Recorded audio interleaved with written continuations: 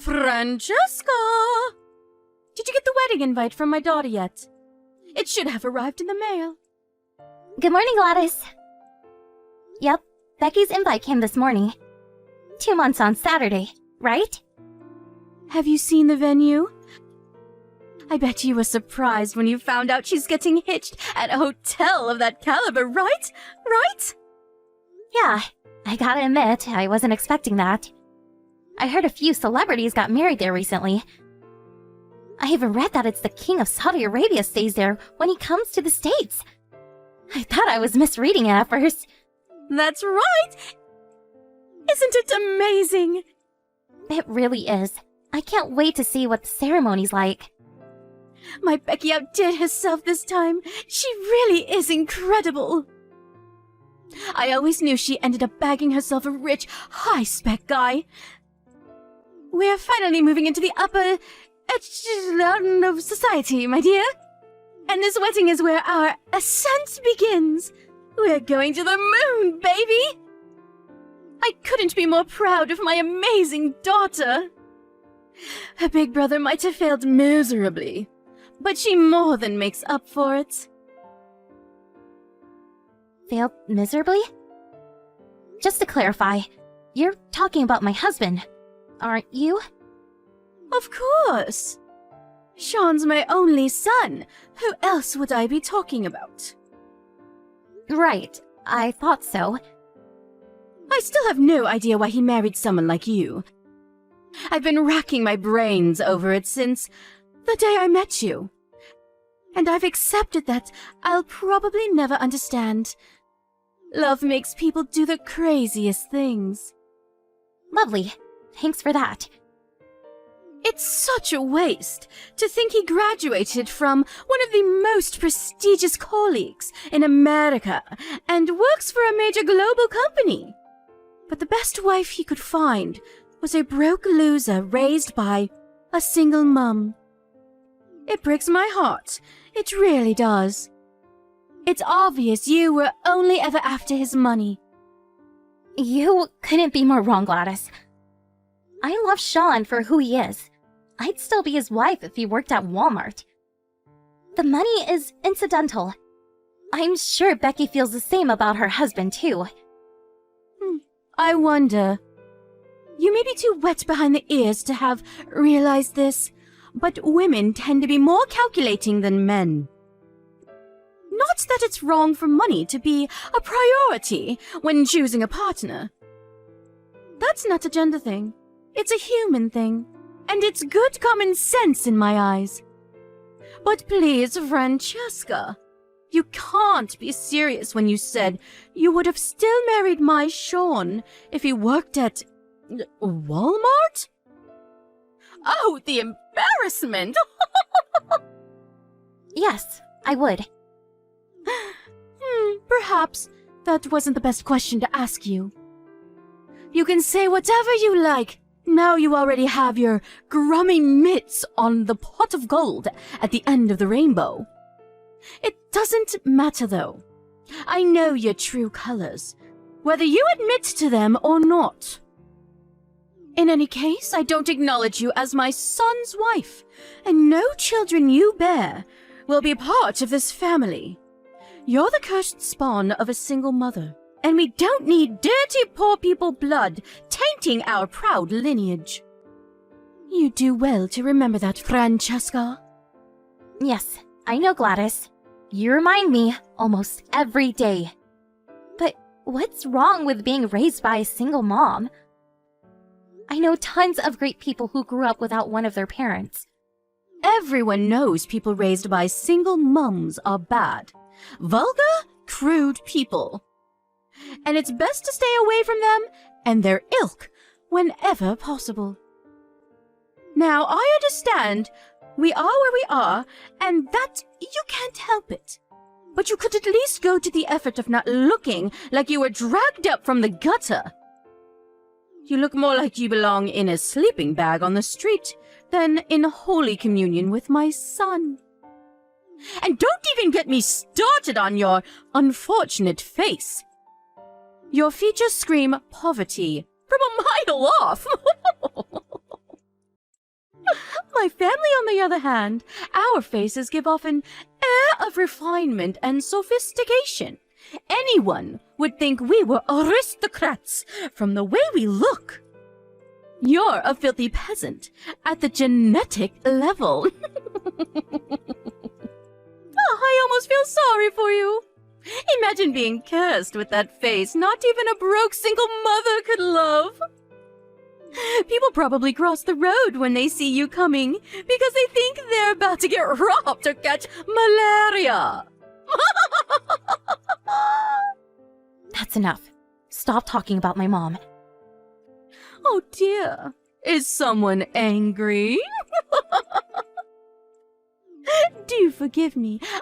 I didn't mean anything by it, darling. You know how me and you love to tease each other. Still though, no kids after 3 years of marriage? Forgive me if this is inappropriate, but is there any chance my son's fed up of looking at your brute face every day? Gladys, this level of rudeness is totally uncalled for. Please, stop. Oh, don't be so dramatic, dear. I told you I don't mean anything by it. It's just a bit of playful teasing. It's true, though, isn't it? Can't he even bring himself to look at you anymore? Take a chill pill. Careful, dear. All that stress will make you even uglier. Sorry, I have to go. I'm on my way to your mom-in-law's house now. Ah, yes, of course. You're due to see the old hag today. Be a darling and say hi to the old hag from me, would you? That is, if she hasn't kicked the bucket and started decomposing already. Oh, I'm counting on you to change her diapers, dear. Gladys, it's about your mom-in-law. It doesn't look like she's gonna be able to make it to Becky's wedding. Oh, really? Why not? Is she too embarrassed to be seen in public with her urine bag? Jesus, Gladys, was there any need for that? I'm pleased, though. It'll be a nicer day for everyone without that loudmouth interfering old hag there to bother us. Her body might be falling to pieces, but unfortunately, her mind is still sharp enough for her to be as irritating as ever. She's constantly on my case about something. I prefer to keep our meetings to a bare minimum. She's done so much for you, Gladys. How can you speak about her like this? Why is it so hard to show some respect? She's done so much for me, has she? Please, don't make me laugh. All she does is send me money. It's hardly like she goes out of her way. She'll be lucky if she even lives another 2 weeks. What use is that money to her? It's only right that I get it. I'm fit and healthy, and can put it to far better use than she can. This is your husband's mother we're talking about here. What's your point? Should I prostrate myself before her and thank for existing? My husband's dead. Why should I still have anything to do with her? She should be in a home already. Why, oh why was she so insistent she had to live on her own in that apartment block for old people? I swear my phone rings every 5 minutes with something. Please, will you come see me? I ran out of food. My potty's full. I'm sick and tired of her, and the sooner she kicks the bucket, the better. But you don't even visit her. I'm the only one who ever goes. I used to go before you did. Besides, it's your duty as my son's wife to look after my decrepit mother-in-law. I just know you're not complaining about fulfilling your duties to this family. You wouldn't do that, would you? No. Iris is lovely to me, and I'm happy to help her. Fantastic! Then keep doing it and stop talking back to me. I'm in a good mood today, so I'll let it slide. But back in my day, a wife wouldn't be stripped butt naked and forced to sleep in the yard for giving her mother-in-law attitude like this. Oh yes, I almost forgot. I do hope you're constantly reminding her how worried and concerned I am for her well-being. We don't want me getting written out of the will now, do we? Yes, I tell her. Anyway, enough of this drivel. Let's talk about something important. So about Becky's wedding. What will you be wearing? I was thinking of wearing my dress suit.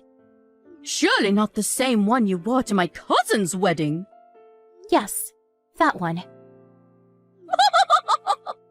You silly girl. We're moving up in the world now. You can't wear that shabby pile of rags to this wedding. I advise you throw it in the trash where it belongs and get a hold of something respectable. Besides, it's a wedding, not a freaking business meeting. A woman your age should be wearing a proper dress. A dress? Okay, got it. I'll arrange something before the wedding. I imagine you'll probably rent something. But you better not show up wearing any cheap crap. We have a reputation to uphold. Trust me that people at this wedding know cheap when they see it, as do I, obviously. I'll never forgive you if you embarrass us. If you do rent, make it something expensive. Can you imagine the shame if my son's daughter showed up in a cheap pile of rags? We'll never live it down. Do not embarrass my daughter on the most important day of her life. I won't. It's easy enough to say that, but I mean it. You better not disappoint me, Francesca. You have the dress sense of a Nigerian tribesman. So I can't help but worry you'll come in something ridiculous. Relax, Gladys. I'll look the part. I promise. The last thing I want to do is embarrass Becky on her wedding day. I suppose I'll just have to take your word for it. To be honest, I'd much rather you didn't come to my daughter's wedding at all.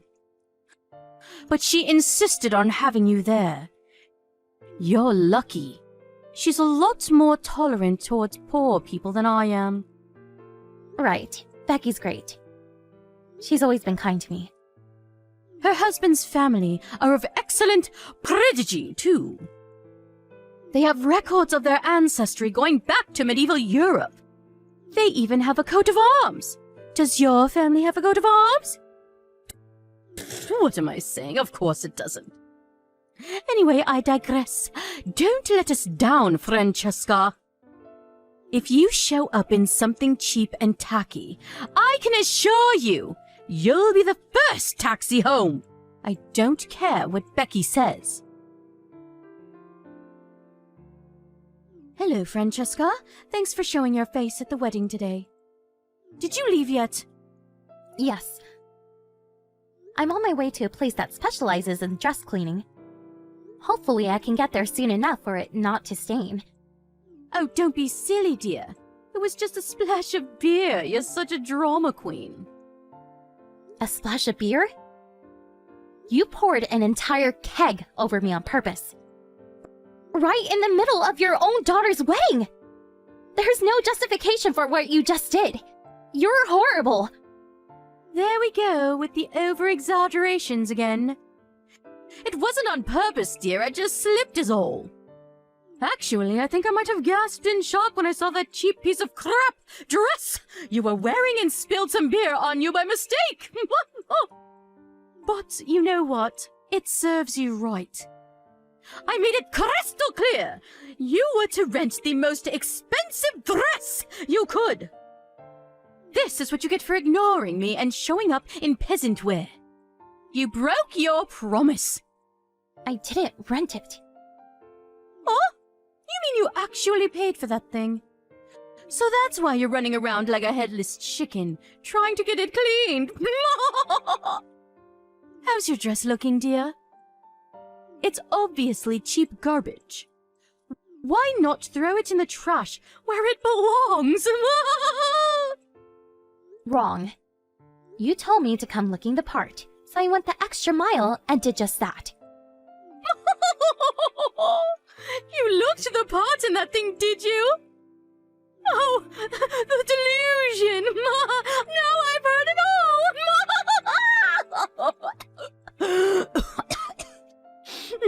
Go on then, tell me, how much did it cost? 100?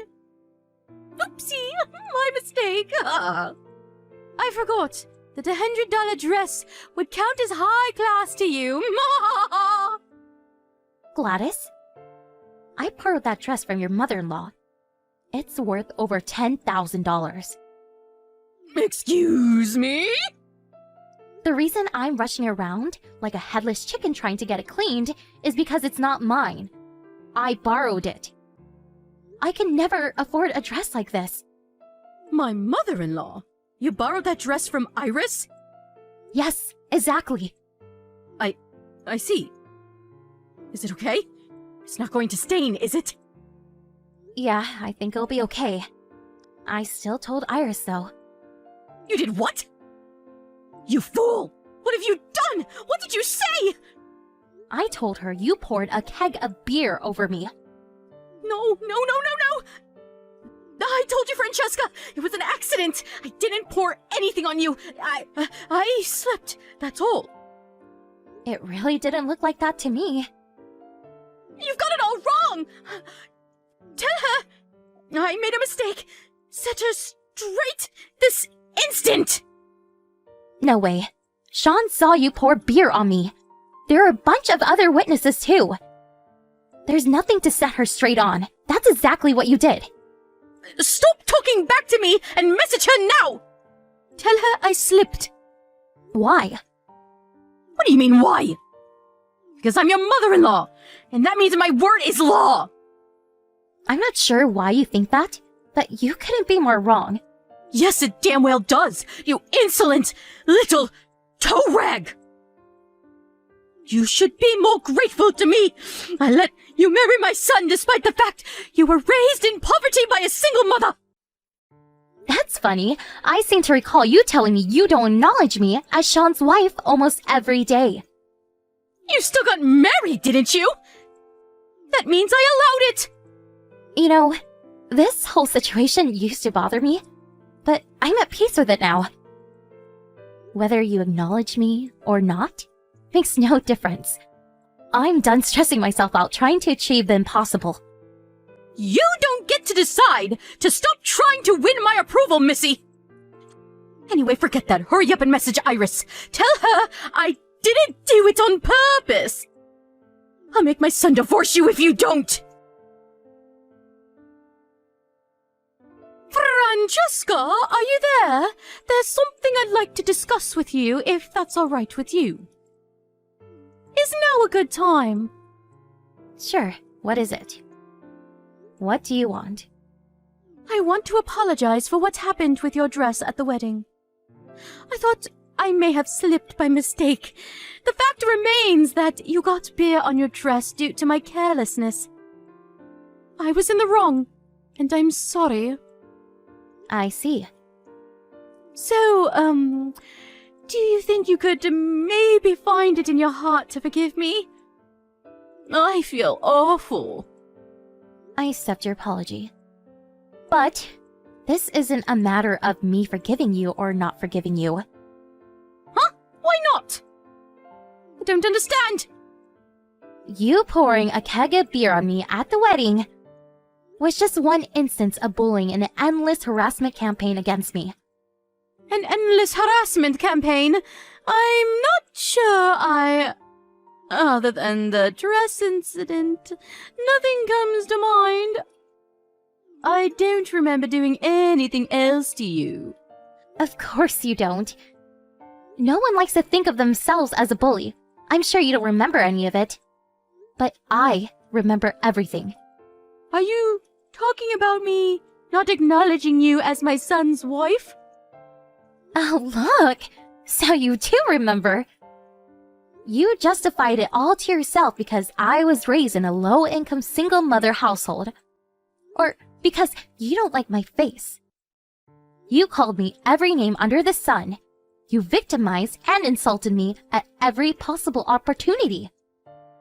Are you saying you don't remember any of that?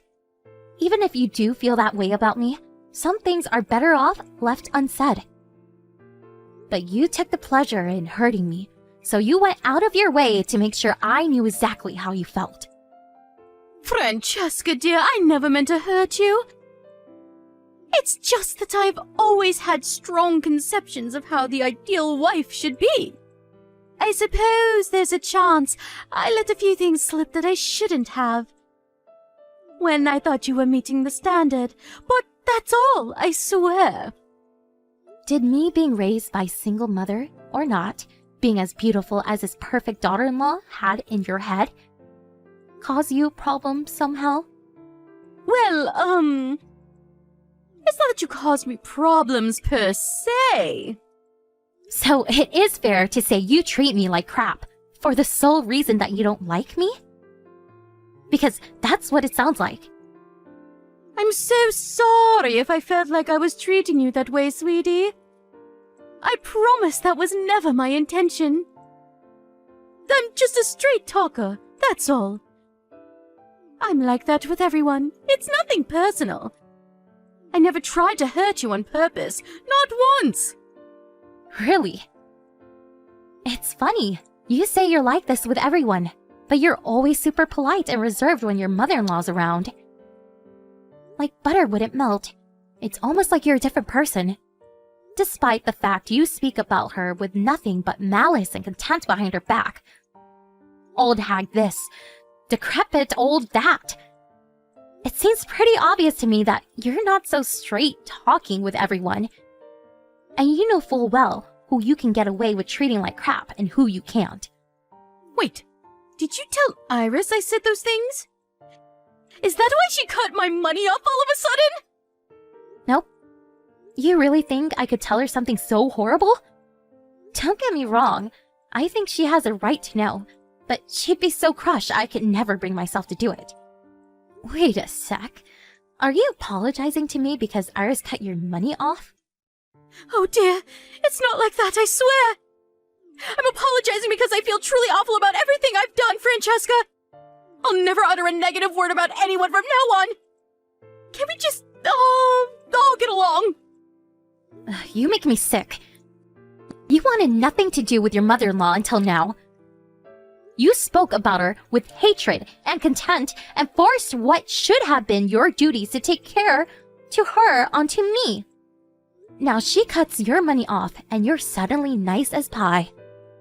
Whether you apologize to me or not makes no difference to how she feels about you. Why not? Because she knows what you really think about her.